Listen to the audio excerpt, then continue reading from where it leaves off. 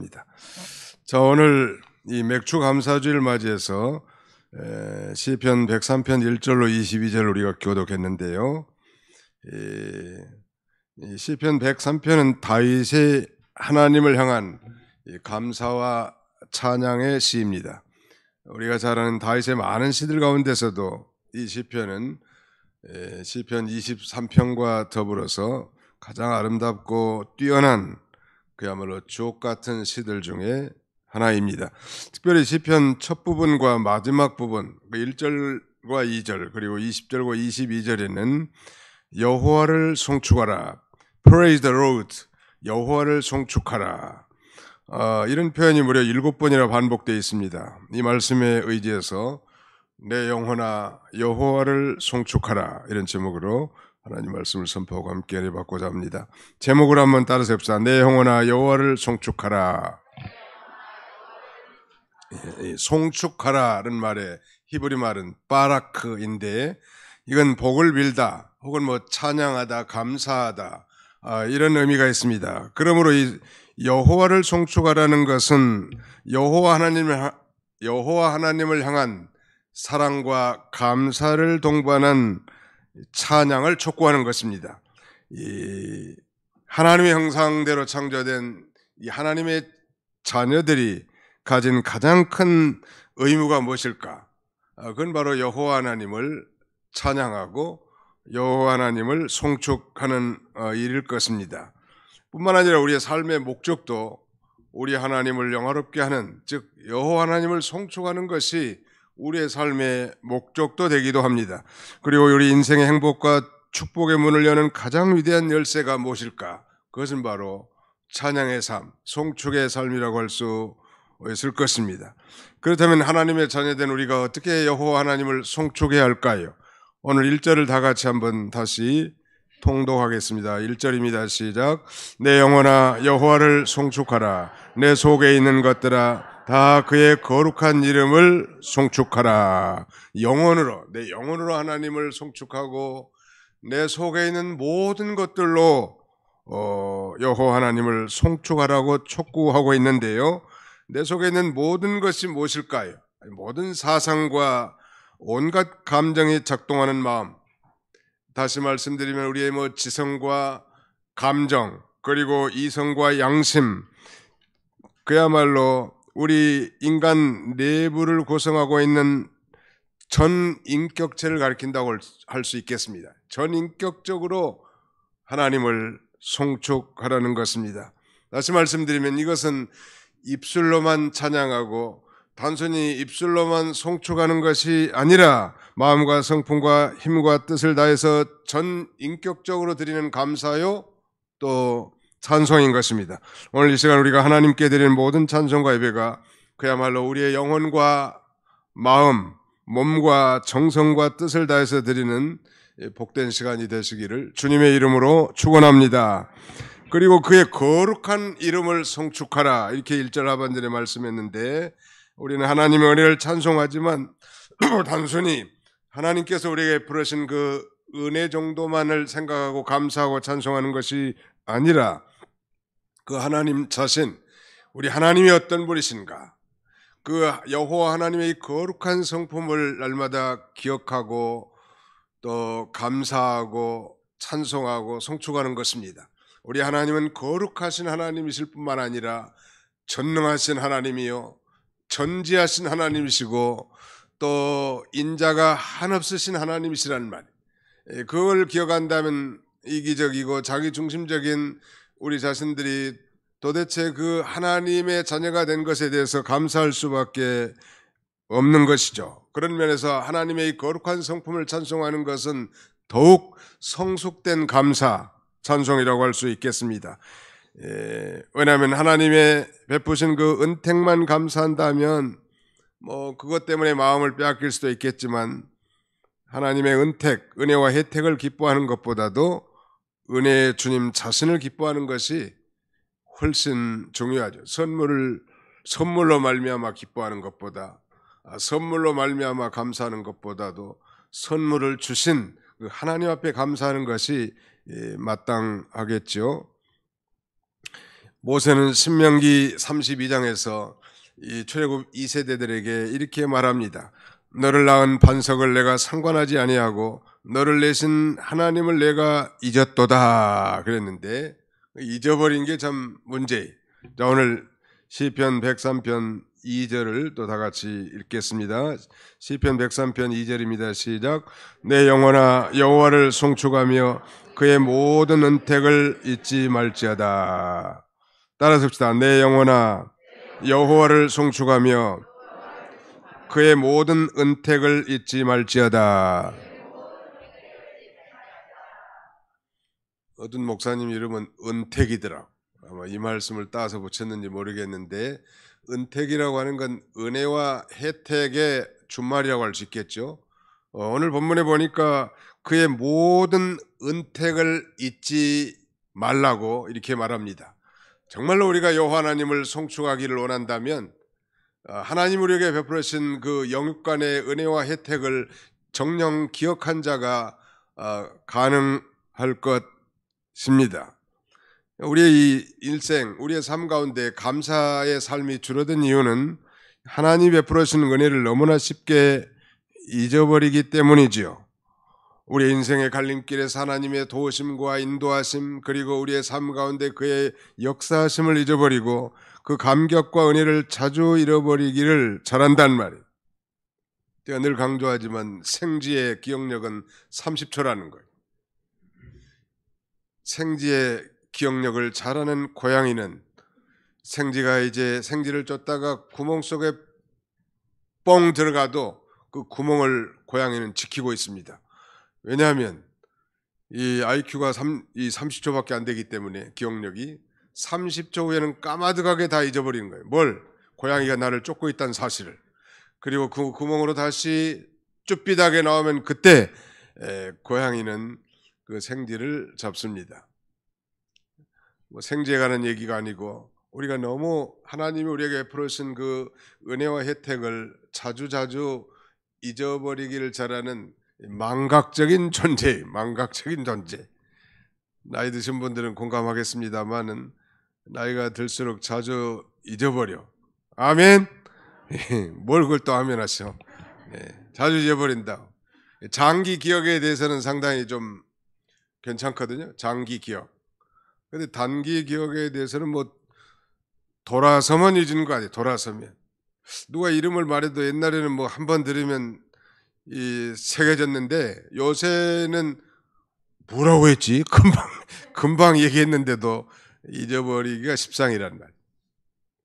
아무튼 아마 이런 이 명절, 특별히 맥추감사주일 같은 이런 명절의 절기는 망각적인 우리로 하여금 그 망각을 깨뜨리고 다시 그 하나님이 우리에게 베푸신 그 은혜를 기억하면서 새로운 삶을 살게 하는 좋은 계기 같습니다. 평소에 잘 잊어버리니까 이 절기를 통해서 하나님이 우리에게 베푸신 그 은혜와 혜택이 얼마나 크고 막중한 것인지를 다시 한번 깨닫고 감사하면서 살게 하는 원동력이 되게 하는 것, 그것이 절기 준수의 중요한 목적 중에 하나라고 할 수 있겠습니다. 그렇다면 이제 본론적으로 지난 8년 동안 우리가 송축해야 할 여호와 하나님이 우리에게 베풀으신 이 영육간의 모든 은혜와 혜택, 즉 은택은 과연 무엇일까요? 우리 주보 순서지에 5가지를 기억했습니다. 오늘 이 5가지를 마음에 깊이 새기고 늘 여호와 하나님을 송축하는 인생을 사시기를 주님의 이름으로 축원합니다. 지난 반년 동안 여호와 하나님께서 베푸신 우리가 송축해야 할 모든 은택은 무엇일까요? 자, 따라 세웁시다. 모든 죄악을 사해 주심, 모든 병을 고쳐 주심, 생명을 파멸해서 속량하심, 인자와 긍휼로 관을 씌우심, 좋은 것으로 소원을 만족하게 하심. 이 요약한 것이 여기 지금 3절로 5절까지를 요약을 해놨기 때문에 아예 1절부터 5절까지는 뭐 어디 찬송가에 써놓든지 써서 냉장고에 붙이든지 써가지고 잘 애우시고 그리고 기도할 때마다 이 말씀을 읊조리고 묵상하면서 기도한다면 아주 그 신앙에 유익이 될 것 같아요. 그랬죠? 그가 내 모든 죄악을 사하시며 내 모든 병을 고치시며 내 생명을 파멸해서 속량하시고 인자와 긍일로 관을 씌우시며 좋은 것으로 내 소원을 만족하게 하사 내 청춘을 독수리같이 새롭게 하시는도다. 그랬단 말이에요. 구체적으로 모든 죄악을 사해 주심. The Lord forgives all our sins. 주님께서, 여호와께서 우리의 모든 죄악을 사해 주신 것을 다윗은 그 첫 번째 감사의 제목, 베풀어 주신 은혜와 혜택, 은택으로 꼽고 있습니다. 하나님의 은택을 잊지 않고 여호와 하나님을 그래서 그걸 기억하면서 송축한다고 선포한 거예요. 하나씩 하나씩 나열하면서.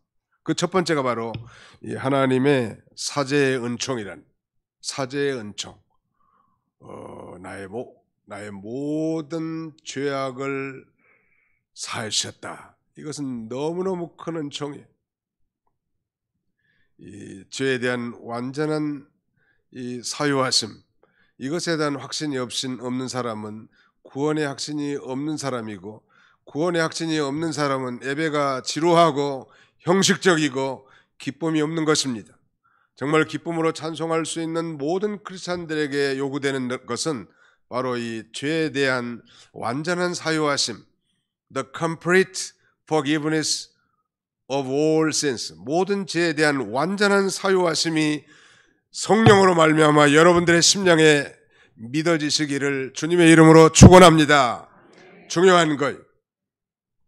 사실 귀하는 구원을 받으셨습니까? 라는 이런 질문을 종종 합니다만, 구원을 받았다는 것은 나의 모든 죄가, 이 죄의 문제가 해결됐다는 뜻이고, 나의 과거와 현재와 미래의 모든 죄가 저 2000년 전에 갈보리 언덕 십자가에 달리신 예수 그리스도의 대속적 죽음을 통하여 완전하게 해결되었음을 확신하고 믿는 것이 곧 구원받은 것. 예수님은 죄의 문제를 해결해 주러 오셨습니다. 우리를 뭐 부자 되게 하고 뭐 건강하게 해주고 뭐 잘 살게 해주고 그러기 위해서 오셨다고 말할 수는 없어요. 그건 부수적인 일이니까. 정말 완전한 죄의 사유하심을 받은 자에게 하나님이 축복하셔서 그런 모든 일반적인 은총을 베풀 수 있기는 하지만, 바로 이 죄에 대한 완전한 사유하심, 이것에 대한 확신이 있을 때 우리는 예배 때마다 감격이 넘치고, 봉사에도 지루하지 않고 피곤하지 않고 기쁨이 넘치고, 정말 기쁨으로 찬송할 때나 기도할 때나 봉사할 때나 예배할 때나 정말로 세상이 줄 수 없는 평안과 감격으로 예배할 수 있을 것입니다. 여기 내 영혼아 여호와를 송축하며 그랬는데, 그가 내 모든 죄악을 사하시며, 이 사하다는 히브리 말은 말하자면 카파르라고 합니다. 한번 따라서 해보자. 카파르.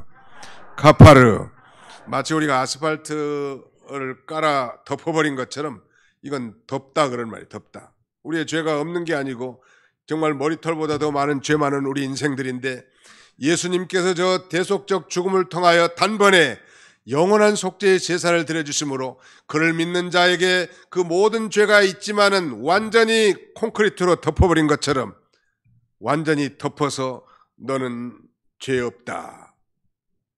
그리고 너는 이제 내 앞에서 의인이다. 이렇게 인정해 주시겠다는 거 아니겠습니까?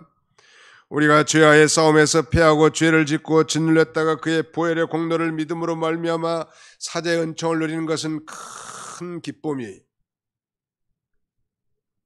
제가 많은 사역자들과 선교사들의 간증을 들어보니까 그들이 공통적으로 체험한 신앙적 체험 중에 하나는 예수 그리스도로 말미암은 죄 사함에 대한 확신이 있단 말.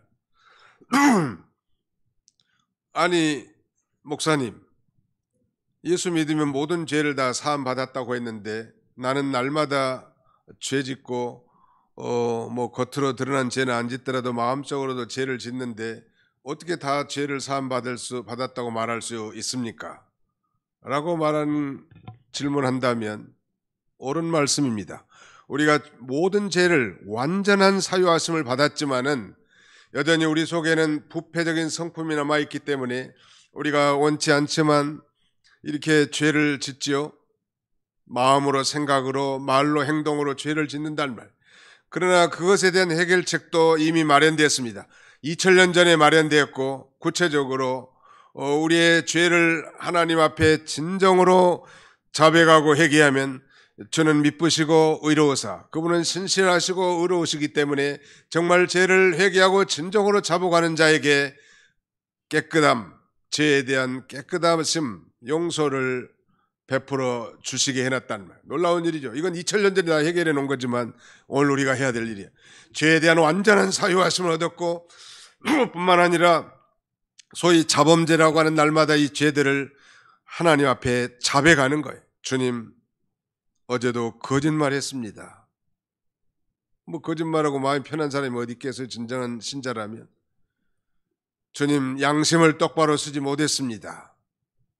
하나님 앞에 그렇게 자복하고 이제는 진실하게 살게 해주시고 범사의 양심을 따라 살게 해 주옵소서. 예수님의 이름으로 기도하옵나이다. 그러면 그 죄가 깨끗이 씻어진 거예요? 안 씻어진 거예요? 깨끗하게 씻어졌고 하나님께서는 다시는 그 죄를 기억조차도 하지 않으십니다. 우리가 진정으로 회개하고 자복한 죄에 대해서는 이 절대로 다시 묻거나 묻지도 않고 따지지도 않아. 어디서 많이 들었죠? 따라서 합시다. 묻지도 않고 따지지도 않습니다. 따지지 말라고. 그 따지는 건 이상한 거예요. 무슨 똥 묻은 개가 재 묻은 개에 나무란다고 자기는 더 나쁜 것이 묻어 있는데 다른 사람한테 얘기하고 판단하는 건 그건 그런 속담이 적용된다고 할 수 있겠습니다. 아무튼 완전히 덮어버린 거예요. 완전히 가려져. 하나님이 보실 때 가려져. 원래 우리가 이 벽에 미국 같은 데 보면 그 벽에 아주 그 다리 밑에라든지 콘크리트가 있는 곳마다 낙서가 많이 돼 있는데 그 낙서를 아주 그 조직 폭력배들, 갱단들이 주로 한다고 합니다. 우리는 잘 알아먹지도 못한 글씨라든지 형상을 많이 쓰는데 관에서 나와가지고 때마다 시마다 완전한 페인트를 가져가지고 그 낙서를 다 덮어버리죠. 그 글씨가 없는 게 아니라 낙서로 덮어버린 거예요. 마찬가지요. 예수님의 피가 우리의 과거와 현재와 미래의 모든 죄까지 믿는 자에게 완전히 덮여져 가죠. 가려져서 하나님 앞에 이제 결코 정죄함이 없고 의롭다함을 얻게 된 것입니다. 늘 반복해서 제가 읊지만 다윗은 시편 32편 1절에 그렇게 노래한다고 했죠. 허물의 사함을 받고 그 죄의 가리우심을 받는 자는 복이 있도다.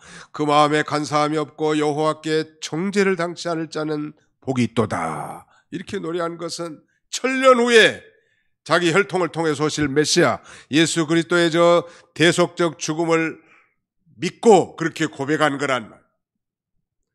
예수님께서 2000년 전에 믿는 여러분들의 죄를 다 완전하게 용서해 주셨음을 믿으시기 바랍니다. 이것에 대한 확신이 있어야 돼. 이것이 없이는 기쁨이 없어요. 교회 나와도 기쁨이 없고 예배를 드려도 형식적인 예배가 되고 봉사에도 피곤하고 찬송에도 감격적인 찬송이 아니란 말. 그러나 정말 이 모든 죄를 사함 받았다는 확신이 있는 사람은 자신의 모든 걸 다 드려서도 하나님 앞에 찬송하는 것입니다. 그래서 예수님 당시에 좀 자신이 괜찮고 의롭고 착하게 살았던 사람들은 구원받지 못했어요. 특별히 바리새인과 서기관들. 그러나 창기나 세리와 같은 아주 죄인의 대명사들이 먼저 구원의 은총을 받을 수 있었던 것은 그들은 스스로 엄청난 죄를 졌기 때문에 죄를 깨달은 것이고, 바리새인과 서기관들은 그 깊은 죄를 알지 못하고 얄팍한 그런 의로운 행동과 선한 행동을 내세우면서 의롭게 생각했기 때문에 죄의 문제를 해결해 오신 예수님을 영접하지 못했던 것입니다.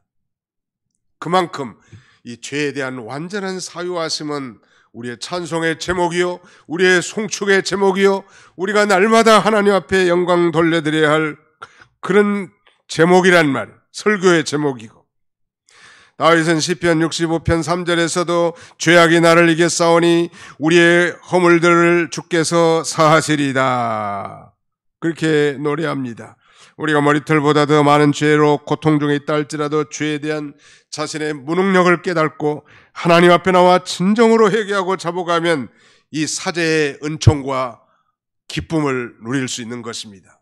나는 우리 도봉교회 모든 성도들이 다른 것은 몰라도 정말 예수 그리스도의 피로 여러분들의 죄가 2000년 전에 완전하게 씻어졌음이 성령으로 믿어지는 이런 죄사함의 은총이 가득하시기를 주님의 이름으로 축원합니다.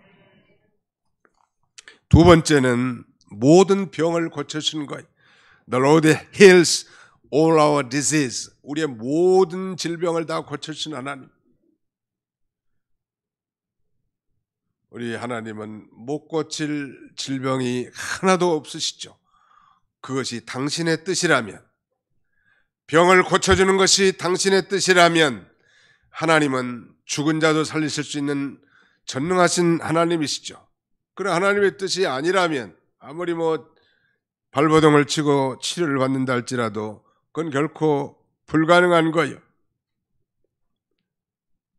다윗은 자신이 육체적 질병으로부터 회복된 과거를 기억하면서 자신이 치료해 주신 하나님께 감사하고 있는데, 제 용서함을 받고 하나님의 자녀된 자들도 여전히 연약한 육체를 지니고 있고 연약함으로 둘러싸여 있습니다.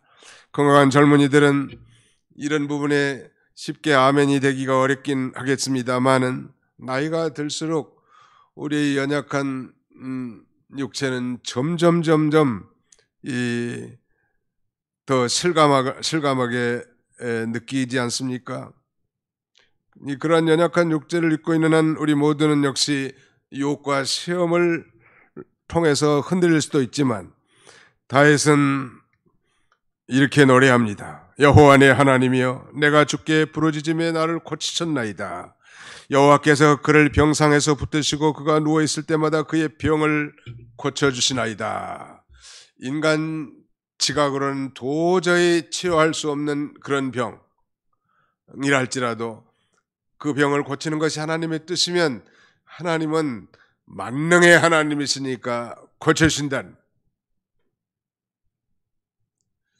한 25년 전에 어떤 집사님이 자기 오라버니가 백혈병, 혈액암을 앓고 지금 사경을 헤매고 일주일 전에는 고향에 묘자리를 보러 갔다 왔다고. 우리 교회는 아니지만 자기 오빠가 그래도 목사님이 한번 기도해 달라고. 그래서 신학교 마치고 이제 아무튼 병원에 가서 간절히 기도했습니다. 나는 그분을 본 적도 없고, 다만 그 집사님의 오라버니라고 하니까 가서 간절히 기도했는데, 놀랍게도 그 혈액암이 완전하게 치유를 받고 지금까지 살아계셔요. 놀라운 것은, 참 안타까운 것은 그 양반이 나를 만날 때마다 목사님이 기도해 주셔서 내가 다 낫다는 거예요. 얘기해보시오. 하나님이 고쳐줬지 무슨 목사가 고쳐주냐고. 또 하나님이 고쳐주는 것이 하나님의 뜻이기 때문에 하나님의 전능하심으로 고쳐준 거라. 하나님은 당신의 뜻이면 어린아이가 기도해도 고침을 받지만, 하나님의 뜻이 아니고 데려가는 것이 하나님의 뜻이면 아무리 목사님이 기도한다고 해서 고쳐지는 건 아니에요. 모든 병이라는 건 바로 그런 의미가 있다고 할 수 있겠습니다. 전능하신 하나님께서는 능히 우리의 모든 질병을 치유할 수 있는데, 육체적인 질병뿐이겠습니까? 정신적, 심리적인 병까지도. 정말 오랫동안 우울증으로 고통당하던 신자들이 예수를 자신의 구주로 믿고 심령의 자유함을 누리고 우울증을 타파하고 믿음으로 살아간 사람들이 부지기수지요. 하나님의 은혜입니다. 수고하고 무거운 짐진 자들아 다 내게로 오라. 내가 너희를 쉬게 하리라. 나는 마음이 온유하고 겸손하니 내 멍에를 메고 내게 배우라. 그리하면 너희가 쉼을 얻으리라. 정말 예수님을 믿고 보니 세상이 줄 수 없는 이 참 평안과 기쁨이 강물처럼 우리 심령에 흐르게 되는 이 놀라운 비밀을 깨달은 순간, 그가 평소에 걱정하고 근심하고 염려하고 두려웠던 모든 것들이 다 사라짐으로 우울증이 다 사라지고 복된 새로운 인생을 살아갈 수 있게 된 것입니다. 우리 하나님께서는 능력으로 우리의 모든 질병을 치료할 수 있는 이유는 그분이 우리를 지으시고 만드시고 조성하셨기 때문인 것입니다. 뿐만 아니라 그분이 우리의 연약한 육체를 아시고 우리의 체질을 아시기 때문이시죠. 자, 오늘 본문에도 그렇게 말씀하고 있습니다. 14절에 이는 그가 우리의 체질을 아시며 우리가 단지 먼지뿐임을 기억하심이로다. 인간 의사, 세상 의사는 그렇지 못해요. 세상 의사는 때로 의료 실수를 하고 이렇게 소송에 걸리기도 하지 않습니까? 그 이유는 인간 의사라는 건 자기가 의과대학에 가서 배운 의료 기술을, 특별히 자기 전문적인 분야의 의료 기술을 발휘하는 것 뿐이지, 그 인간 의사가 사람을 만들었습니까? 인간 의사가 사람을 조성하셨습니까? 아니, 인간 의사가 우리의 체질을 온전히 다 할 수 있을까요? 그러나 우리 하나님은 우리를 창조하셨고 조성하셨고 만드셨고 우리의 체질을 아시기 때문에 모든 병 하나님의 뜻이면 다 치료해 줄 수 있고, 다윗이 그런 경험 삼아 그 은택을 기억하고 여호와 하나님 앞에 지금 송축하고 있는 것입니다. 시편 139편 13절 이하에도 동일하게 주께서 내 내장을 지으시며 나의 모태에서 나를 만드셨나이다. 내가 주께 감사하면 나를 지으심이 심히 기묘하심이라. 주께서 하시는 일이 기이함을 내 영혼이 잘 아나이다. 신묘막측하게 지어진 인간의 구조를 하나님이 다 아신단 말이에요. 하나님을 궁극적으로 의지하는 거예요. 유다 여러 왕들 가운데 이 선한 왕 중에 하나인 아사 왕은 그야말로 이 우상을 타파하고 개혁을 추진한 하나님 마음에 든 왕이었지만 정말 말년에 발에 병이 들게 됐습니다. 근데 묘하게 이제 말년에 나이도 있고 그러면 기도도 잘 안 된다고 그래요. 어른들 얘기 들어보니까 피곤하고 힘드니까 옛날 젊었을 때처럼 기도도 간절하지 않고 깨어서 기도하기도 힘들다고 합니다. 그래서 그랬는지 하나님을 전에는 그렇게 의지했던 사람이 전쟁을 당해서도 하나님 앞에 먼저 무릎 꿇어 기도하고 어떤 일이 있어도 하나님 앞에 기도로 문제를 해결했던 사람이 말년에 병들었는데 하나님을 의지하지 않고 의사를 의지했다가 그는 그 이듬해 이제 생을 마감하게 됩니다. 물론 때가 됐으니까 하나님이 불러가셨겠지만 안타까운 것은 그렇게 믿음 좋은 사람이라도 인생 말년에는 하나님께 기도하지 않았단 말이에요. 하나님의 뜻이면 하나님은 모든 걸 다 재창조할 수 있는 하나님. 그래서 출애굽기에서 모세는 이 하나님을 소위 여호와 라파, 치료하시는 여호와 하나님은 치료하시는 하나님이시다, 이렇게 별칭하지 않습니까? 세 번째는 생명을 파멸해서 속량해 주셨다는 거예요. The Lord redeems your life from the destruction. 파멸로부터. 피트, 함정인데요. 다윗은 하나님께서 자기의 생명을 파멸해서 속량하셨다고, 구속하셨다고 노래하는데, 여기 파멸이라는 건 구덩이, 멸망, 함정, 지옥 이런 것들을 가리키는데요. 그는 사울의 추격을 피하면서 죽을 고비를 그야말로 수도 없이 넘긴 사람이에요. 수많은 전쟁에서도 여호와 하나님의 산성과 방패와 피할 바위가 되셨죠. 그리고 원수의 목전에서 상을 베풀어 주신 것입니다. 다시 말씀드리면 다윗이 위기에 봉착할 때마다 하나님께서는 그를 생명싸게 싸서 그의 생명을 보호해 주신 것입니다. 그래서 그는 그의 유명한 시편 23편에 이렇게 노래합니다. 내가 사망의 음침한 골짜기로 다닐지라도 해를 두려워하지 않을 것은 주께서 나와 함께 하심이라. 주의 지팡이와 막대기가 나를 안위하시나이다, 이렇게 노래합니다. 우리도 지난 2년 반을 좀 돌이켜 본다면 우리나라 코로나19의 확진자가 약 1800만 명이래. 1800만 명. 그러니까 인구 5200만에 1800만 명이면 약 3분의 1에 해당되죠. 약간 넘습니다만 3분의 1이 코로나19에 감염되는 가운데서도 감염되지 않고 또 감염되었을지라도 하나님이 그 질병에서 우리를 치료해 주신 걸 생각한다면 하나님 앞에 감사할 수밖에 없겠죠. 죄송하지만 혹시 지난 2년 반 동안 코로나에 확진되었던 분 한 분 손 좀 들어주실래요? 한번 코로나 확진되었던 분 한번 손 좀 높이 들어주세요. 괜찮아요. 신문에 안 낼 거니까. 3분의 1이 좀 못 되는 것 같아요. 여기 계신 분들은. 아무튼 그래도 천국 데려가지 않으시고 오늘 예배에 참여하게 하심을 감사합니다. 많은 분들이 이 코로나19로 유명을 달리 했음에도 불구하고 하나님께서 뭐 3분의 2가 아니라 제가 한 5분의 1 정도밖에 손을 안 드셨는데 5분의 4는 그러면 세상에 코로나도 안 걸릴 정도 사회성이 없다는 말입니까? 아무튼 그런 가운데서 하나님이 지켜주시고 보여주신 것이 너무너무 감사한 거예요. 우리는 이 절기에 그런 걸 기억하는 거 하나씩 하나님 우리가 베푸신 거. 사람들은 뭐 대수롭게 생각해 버리죠. 뭐 다른 사람도 그랬으니까 나도 그러겠지. 다른 사람도 안 걸렸으니까 나도 안 걸렸겠지. 다른 사람도 나았으니까 나도 나았겠지.